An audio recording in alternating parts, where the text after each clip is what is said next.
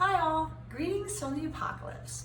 I've gotten a few questions from home viewers who are setting up a tank at home and they're like, what do I have to get to check for leaks, blah, blah, blah, what should I buy? Some companies do make, this is called safety tech to check for leaks, but I just want you to know it's soapy water. I mean, literally, this is if you used bubble solution for blowing bubbles, it would work just the same.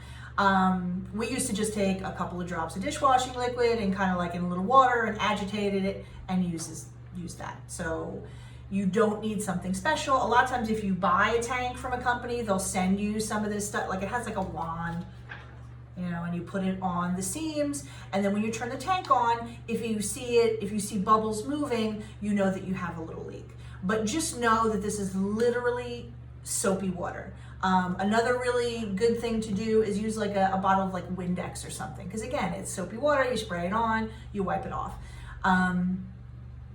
So many things that are offered to the jewelry industry are, look, you got to give a company props for selling soapy water as a specialty tool.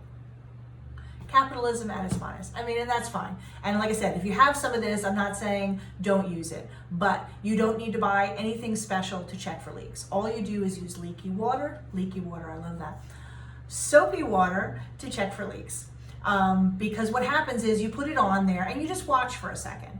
And if you'll start to see it blowing little bubbles basically at you. So that's, I do happen to have some of this because I guess I must have bought something from them at some point and they sent it along, because I certainly didn't separately choose to pay for this. So all you need is literally soapy water, Windex, anything like that you can use. Something with water and a little soap, so that basically if there is gas there, it'll blow bubbles at you. Okay, for fun, you could always just use bubble solution. Okay, that's it for today.